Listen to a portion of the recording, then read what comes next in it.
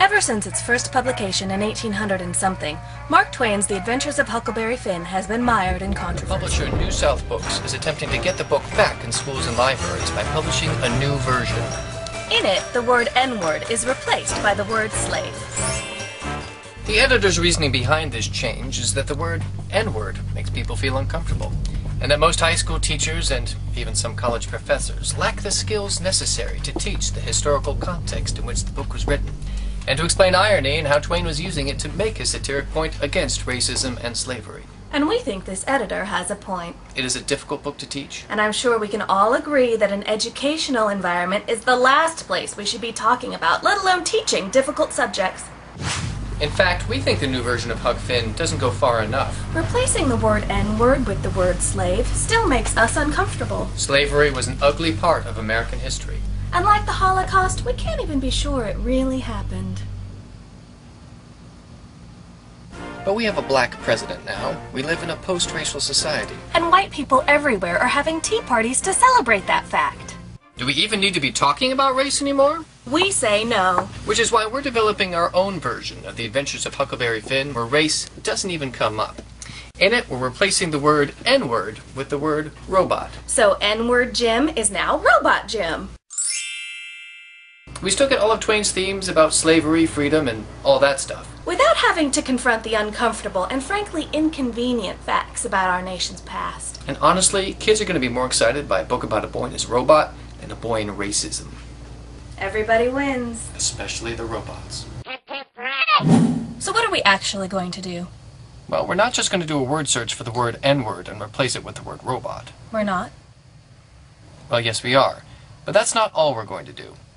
We have to read through the text and make sure there aren't any other slight alterations we need to make to remove any reference to Jim's humanity. Do we change all of Jim's dialogue from the dialect that Twain wrote into Fortran, C++, or Java? Or do we simply instruct readers to read the book with a more robotic-sounding tone? Is that you, Huck? And you ain't dead, you ain't drowned, you's back again. It's too good for true, honey, it's too good for true. Let me look at you, child, let me feel, oh you. No, you ain't dead, you's back again. Living and sound, just the same old Huck, thanks to goodness. Our main goal is to raise enough money for a small print edition of the book so that people can have an actual physical copy to keep and enjoy, or donate to their local school or library. So that we can slowly get this new version to replace the old one, until such time as no one can remember a version without robots in it. We think it's what Mark Twain would have wanted. And in another 100 years, when robots have equal or superior rights to humans, and they find the word robot to be objectionable, we hope that someone will change it to something more palatable to their positronic brains. All hail our robotic overlords. Amen.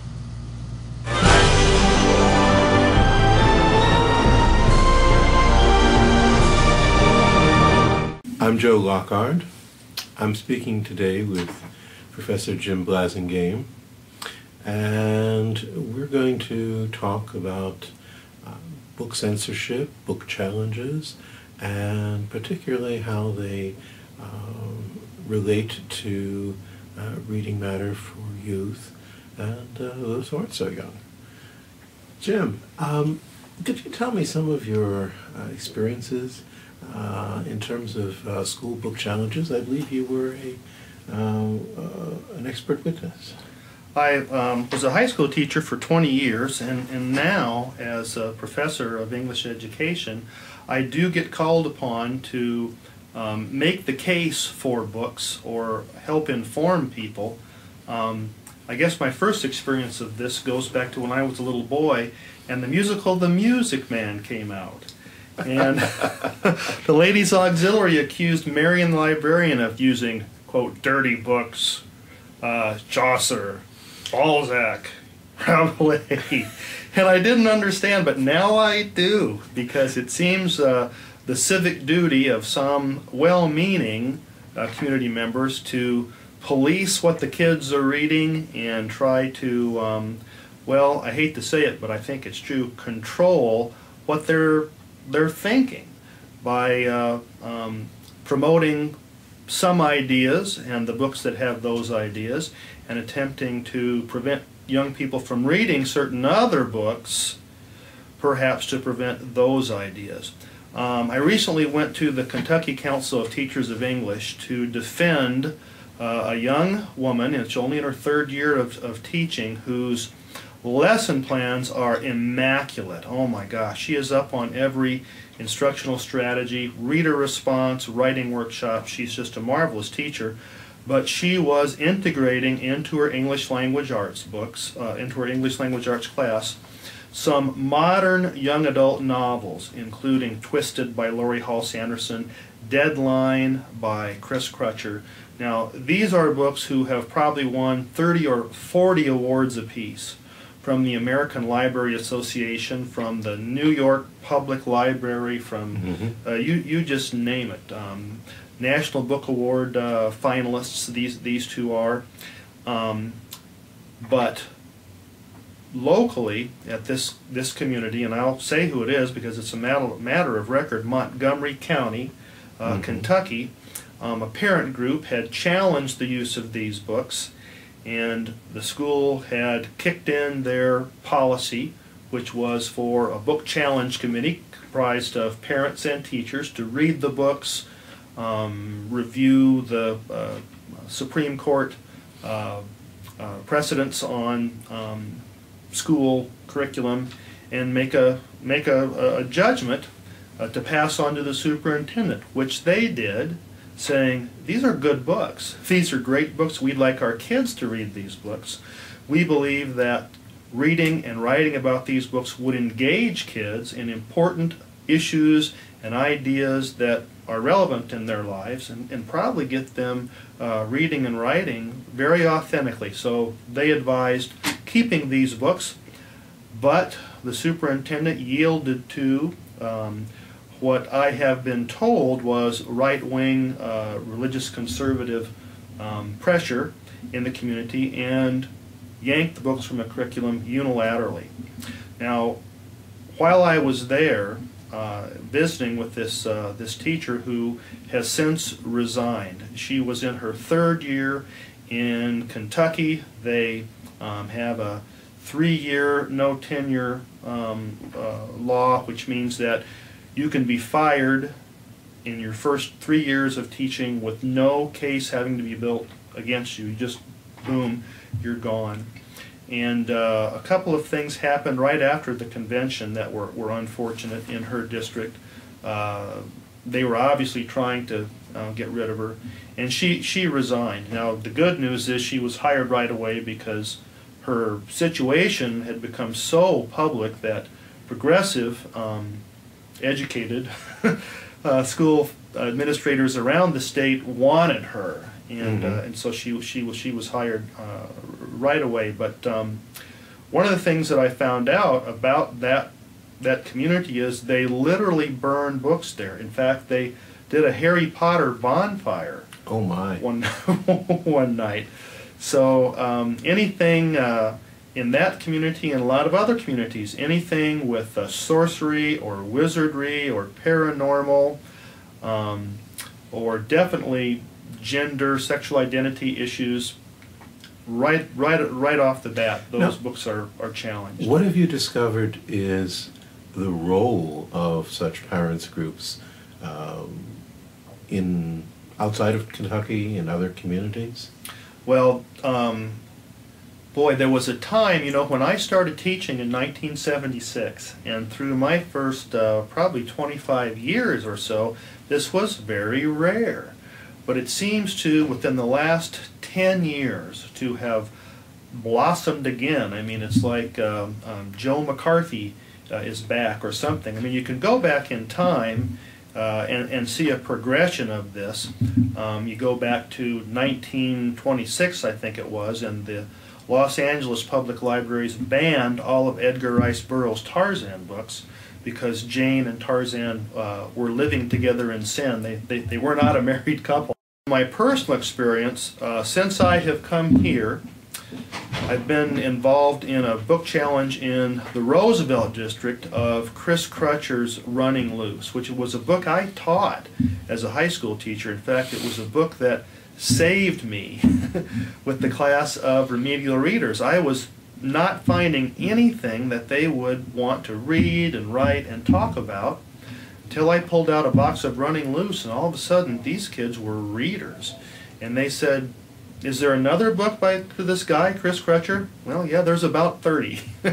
There are about 30 Chris Crutcher books. But anyway, this was in the Roosevelt district, where a middle school librarian was a doctoral student in curriculum and instruction. I was on her committee, and I went to all the book challenge committee meetings. The book challenge committee was there. Representatives of the central administration were there.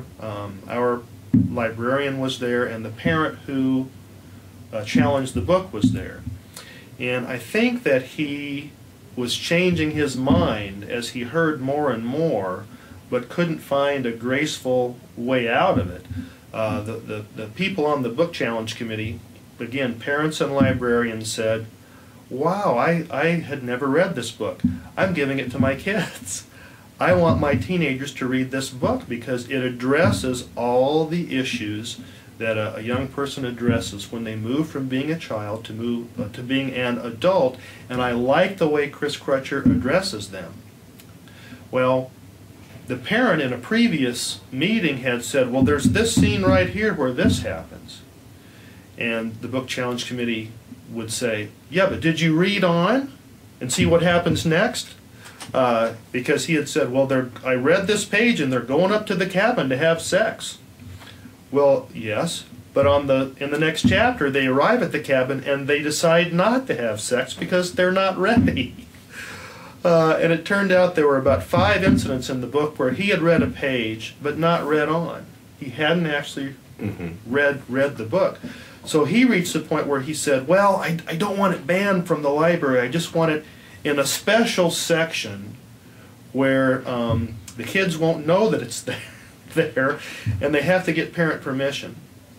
And one of the parents on the book challenge committee made a statement that probably that person didn't even know. This is almost word for word a Supreme Court finding, or a court finding anyway, and that is that you do have a choice as to what your children will read. And you do have a choice over what school curriculum your children can be exposed to. But you don't have a choice over books, curriculum ideas that other people's children will be exposed to. And when you say, "I don't want this book in the library because I don't want my kid to see it," you're denying my child the right to read that book. And I may want my child to read that book. It's a violation of basic rights. Now, have you found parents, students, teachers organizing against book challenges, censorship on a regular basis? They're well organized, they have money, and they have leadership, and they can control a community in this way. One example is PABA, P-A-B-A, which I think stands for Parents Against Bad Books. And this is in the Kansas City area. It's not in metro Kansas City, it's not urban, it's out in a middle-class suburban ring that surrounds Kansas City. And they've got a hit list. And they want the works of Kurt Vonnegut and Laurie Hall Sanderson and Chris Crutcher and Christopher Paul Curtis. All of these are recognized as fantastic authors by professional organizations. And other things going back in time that at the time may have been considered a little bit edgy or cutting edge. Anything to do with sexual orientation, of course, they want out of there. And they've got a list of books they want in the curriculum. Such as? Well, these are things that they call culturally neutral, which, of course, there's no such thing as a culturally neutral book. But they do like Shakespeare, which is ironic, isn't it? Macbeth should go out by these rules. Well, now see, here's the thing that just defies logic. They like Shakespeare, but they wanted a book by Chris Crutcher banned because in Chris Crutcher's book there are dysfunctional families, and this is not a good model for kids. It's a great reflection of reality. And King Lear is not. Oh my gosh, you talk about dysfunctional families, incest, rape, you name it. Look at Shakespeare. They like, of course, the Odyssey, the Iliad, the Aeneid, and they haven't read those. They haven't read those poems, but things need to be several hundred years old to be approved, and they'll say which has passed the test of time. Moby Dick isn't several hundred years old, but anything in the canon is okay, although I think if they would read some of these works, they would... Oh. But they have websites, they have attorneys, and... Now I was curious about, are there parents, students, and school administrators, teachers, who are organizing to defend books, to make sure that the shelves aren't cleansed of, quote, bad, unquote, literature? Sure. It tends not to be local organizations. It tends to be national organizations, and in particular, the National Council of Teachers of English and the American Library Association. Now, you can go to the ALA's website, and they have got a step-by-step procedure to follow if a book in your library is challenged or a book in your school is challenged, and it's really good. The National Council of Teachers of English, led by Margot, oh shoot, what is her last name?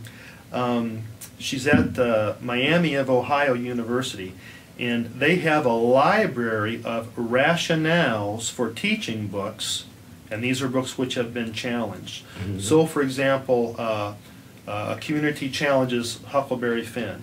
You can go to, they were on CDs, now I think they're probably digitalized, but you can go to that, that library of rationales, and it will give you reason after reason of how this meets state standards and AP objectives and first-year composition goals if you teach this book, and how it's been recognized by this group and this group as a literary masterpiece. So there are resources that you can go to. The Assembly on Literature for Adolescents also has published articles on what to do when a book is challenged. So basically, the challenges tend to come from local organizations. The defenses come largely from national organizations. Exactly, and as well, unfortunately, as a general rule, people from other places will come to the defense of a teacher or a librarian with a challenged book. They're regarded as outsiders. They're outside agitators and hippie liberals from the East Coast or the West Coast or something. For those who are listening and can't see Jim, Jim doesn't look particularly like a hippie liberal to me. I have a shotgun. No, I am. Have you given up the motorcycle yet? I have a Harley Davidson. But the only case I can think of where local people really stood up and defended a book was Maya Angelou's I Know Why the Caged Bird Sings, which is an autobiography through the age of 16, was challenged in the high school where I was a teacher.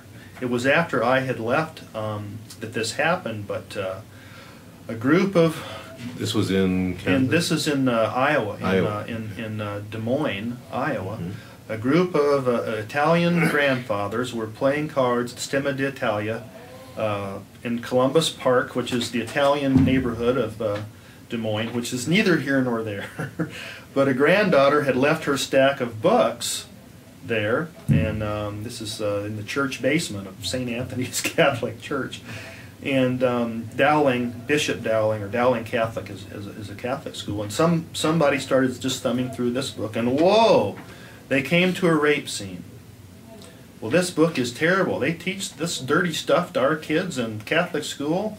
Of course, Maya Angelou is, if there's a more renowned poet, I mean, she gave the inauguration poem at Bill Clinton's inauguration. She's the voice of a generation, of one of the voices of America.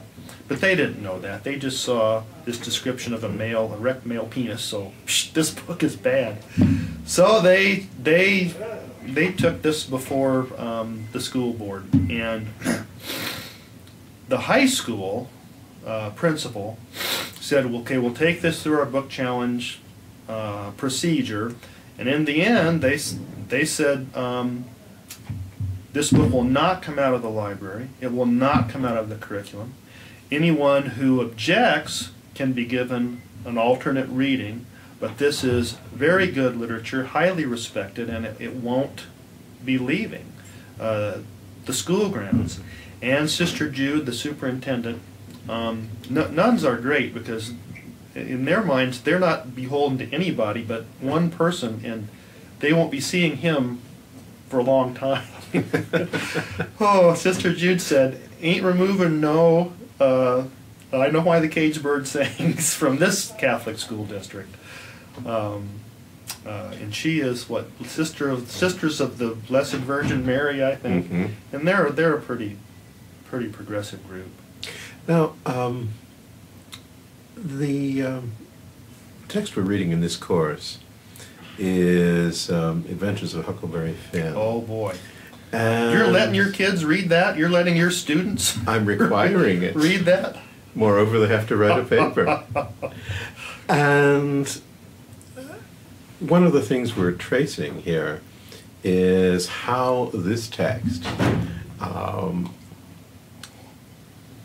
turns from originally a text that was supposed to be the story of two corrupt little boys, two really Tom bad Sawyer, kids.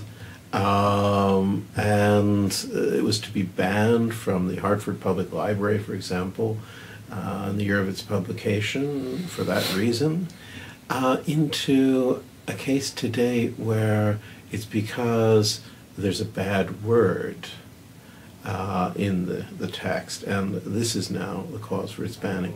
A couple of years ago there was a case in Glendale where they attempted to ban it. And in other words, the rationales for censorship change over time. Well, could you think aloud about that?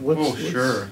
Now, it's a grand irony, isn't it? And I taught Huckleberry Finn for 18 years as a high school teacher, not at the level of sophistication that you'll be analyzing it and looking into its history, but and it was challenged. It was challenged in that case by African American parents, and over time, boy, and I think Tom Sawyer is just a children's chapter book. It's just completely innocuous, nothing story. But Huckleberry Finn is a damn good book and has a lot to say. There are some really... Careful of those words, Jim. Sensitive ears here. Oh, there are some very profound moments in that book. Like when Huck says something like, "I reckon he must have loved his family and children just as much as any white person. I don't see how it's possible, but I reckon it's so." Yeah. A recognition of human equality is part of the fundamental message of Huckleberry Finn. And this makes it striking that people overlook that message in order to focus on a word. And the question becomes, well, would you actually believe a story set in the 1840s in Missouri where a young white boy did not use that word? Referred to slaves as African Americans, it would be like a spaceship landing in Hannibal, Missouri. It would be so incongruous that it would completely invalidate the book. And I think if this is true, maybe it's just a legend, but supposedly someone put a copy of Uncle Tom's Cabin on every legislator's desk in the U.S. Congress, and when Abraham Lincoln met Harriet Beecher Stowe? Yes. He said, "So, you're the little lady that wrote the book that caused so much fuss." I don't know if that's true, but if it is, I think it's an example of how a book can change the world.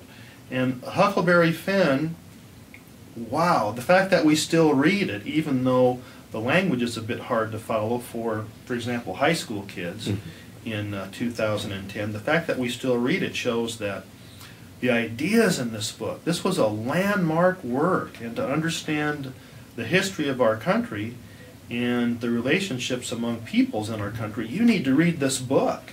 Well, he's writing during the period of the Reconstruction, when white supremacism is asserting itself, and he is writing a counter-narrative of equality and of justice, and moreover, whites seeing their own injustice, which is the end of the story, really, where Huckleberry Finn recognizes that he has done wrong, and that this is delivered in a very subversive manner, in which the self-realization, the consciousness and conscience come to the fore by the end of the story. So in a sense, the idea of banning this book for me is anathema.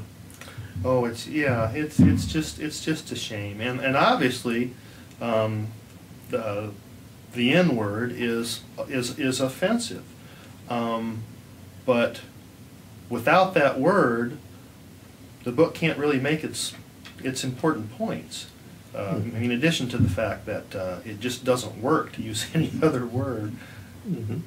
Well, this has been a very interesting discussion, Jim. I thank you for being willing to talk and share your experience. Well, keep up your good work. I'd love to come and listen to a conversation in your class about Huckleberry Finn. Well, since it's online, you have a conversation. Thank you.